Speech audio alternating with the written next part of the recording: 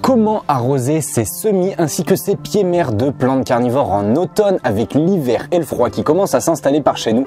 C'est la question du jour auquel je voulais répondre dans cette vidéo, c'est parti! Juste avant de rentrer dans le vif du sujet et de te faire une démonstration de concrètement comment est-ce qu'on arrose ces plantes carnivores, ces semis également de plantes carnivores en automne avec l'arrivée de l'hiver, je voulais d'abord te parler de 2-3 petits points qui sont non négligeables et très importants à respecter si tu veux faire en sorte que ton semis ainsi que tes plantes carnivores puissent passer l'automne et l'hiver sereinement, liés évidemment à l'arrosage. Et le premier point qui va être à respecter, c'est de respecter finalement le cycle naturel de ta plante. Les plantes carnivores, comme beaucoup d'autres végétaux, entre en repos hivernal à cette période-ci. Il va donc être primordial de diminuer l'arrosage de tes plantes, histoire qu'il n'y ait pas un excès d'eau qui pourrait provoquer potentiellement des pourritures, des maladies cryptogamiques, le fait que tes peaux et donc les racines de tes plantes gèlent, ce qui causerait malheureusement inévitablement la mort de tes semis ou bien même encore de tes plantes carnivores. La question concernant l'arrosage m'a été posée par rapport aux semis, mais sache que ça s'applique également aux plantes carnivores, à tes pieds-mères, à tes plantes adultes.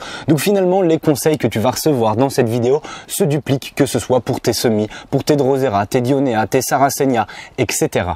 Du coup, pour arroser tes plantes carnivores à cette période-ci en automne et en hiver, je vais te conseiller d'utiliser globalement la même technique que tu utilises déjà, c'est-à-dire de verser un fond d'eau dans un bac étanche, dans une soucoupe, une assiette, une coupelle, peu importe, mais faire en sorte que du coup l'eau remonte par capillarité. Sauf que à la belle saison, donc de printemps, été et au début de l'automne, tu arroses et tu laisses plusieurs centimètres d'eau dans ta soucoupe et là simplement il va falloir que tu utilises la même technique, mais que par exemple après 3-4 heures où tes peaux ont baigné dans l'eau, et bien de simplement enlever cette eau là histoire que l'eau ne soit pas stagnante et que donc tu diminues les risques de pourriture, parce que si tu as trop d'eau à cette période-ci, tu vas pouvoir peut-être observer des pourritures en surface de tes peaux, les maladies cryptogamiques également vont s'installer et comme je te le disais également, si tu laisses par exemple ton bac en extérieur et que tu laisses de l'eau à l'intérieur, au fond, cette eau-là, potentiellement, elle peut geler en fonction de la région où tu habites, ce qui fait que c'est dramatique pour tes plantes carnivores.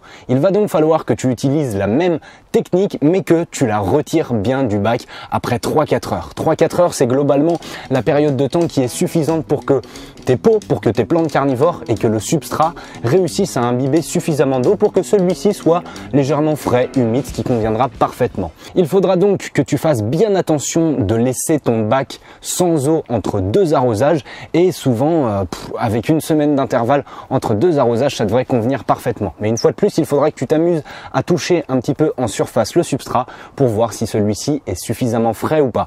Après, pas d'inquiétude, tes peaux de plantes carnivores peuvent s'assécher un petit peu légèrement en surface. Les Drosera pygmées sont des plantes carnivores qui apprécient finalement cette petite sécheresse puisque c'est ce qui se passe dans leur milieu naturel. Donc très important à respecter.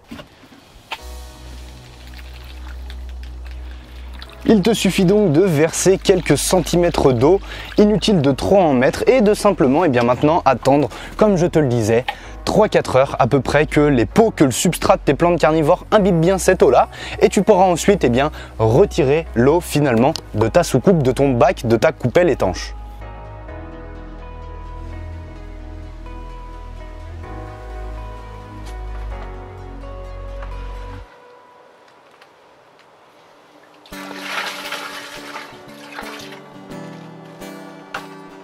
Ah oui, petit dernier conseil également pour la route. Si tes plantes carnivores sont en extérieur, c'est-à-dire que tu n'as pas forcément de serre chez toi et qu'elles ne sont pas placées où il y a un abri, je te conseille de retirer complètement la soucoupe, le bac, puisque finalement ce n'est pas la période adaptée pour que, comme je te l'ai déjà dit, tes plantes carnivores baignent dans un fond d'eau. Donc très important, si tes plantes carnivores ne sont pas sous serre et qu'elles subissent directement les intempéries de ta région, simplement enlève les bacs et de simplement laisser tes pots sur ta terrasse, ta table, etc. Cela conviendra parfaitement. Mais il ne faudra du coup pas garder de bac étanche comme celui-ci. Parce que sinon évidemment celui-ci servira de réserve avec l'eau de pluie qui tombe et donc il y aura une fois de plus une eau stagnante, ce qui pourrait provoquer la mort prématurée de tes plantes à cause du gel qui va doucement commencer à s'installer. J'aimerais bien pouvoir te donner un nombre de jours exact entre les deux arrosages, sauf que cela va dépendre énormément de ton climat, de ta région, des températures qu'il y a les jours où tu arroses. Cela peut varier d'une semaine à l'autre, donc il va surtout falloir que tu observes, que tu sois vigilant et que tu touches en surface ton pot et que tu observes bien la couleur de ton substrat pour savoir si celui-ci est suffisamment humide. Finalement, l'une des principales règles à retenir, c'est d'arroser, oui, mais sans excès. Il va donc falloir que tu utilises ton observation, que tu t'amuses à toucher ton pot pour savoir si finalement il est bien arrosé. Et comme je te l'ai déjà dit, il suffit simplement de faire en sorte que le substrat reste frais pour certaines plantes carnivores et humide pour d'autres, mais une fois de plus sans excès. Bon, comme tu le vois juste derrière moi, la serre est encore en bazar, je suis en plein hivernage de mes plantes carnivores.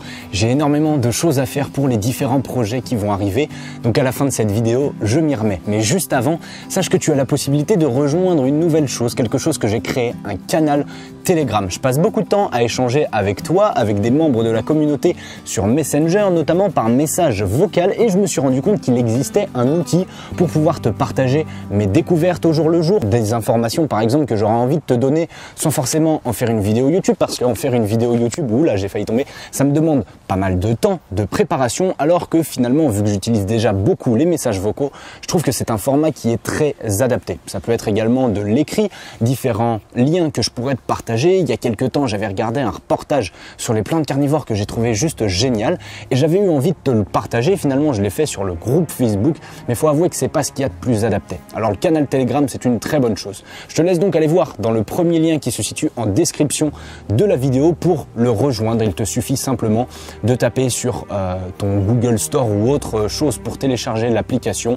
Elle est totalement gratuite et tu as simplement à cliquer sur le lien, te créer un petit identifiant, un petit compte normalement et tu devrais pouvoir le rejoindre. J'en ferai peut-être un petit tutoriel si certaines personnes n'arrivent pas forcément à se connecter mais qu'elles aimeraient vraiment pouvoir me rejoindre sur ce canal où je vais te diffuser et où je vais te partager tout un tas d'informations que je ne fais pas forcément sur YouTube, sur le groupe Facebook, par mail, etc. Je te dis donc à très vite sur ce canal Telegram. J'ai déjà hâte de pouvoir te proposer davantage de contenu, du contenu un petit peu sur le vif du sujet. Finalement, quand je suis en train de faire des choses dans ma serre, qu'il y a des sujets que j'ai envie d'aborder, eh bien, j'ai vraiment envie de pouvoir te les partager et ce petit outil s'y prête très bien. Donc, je te laisse aller voir le premier lien dans la description pour me rejoindre et rejoindre les autres. Et moi, je te dis à très vite autour de cette nature insolite, passionnante et dévorante. Ensemble, cultivons l'insolite, c'était Les Dents de la Terre.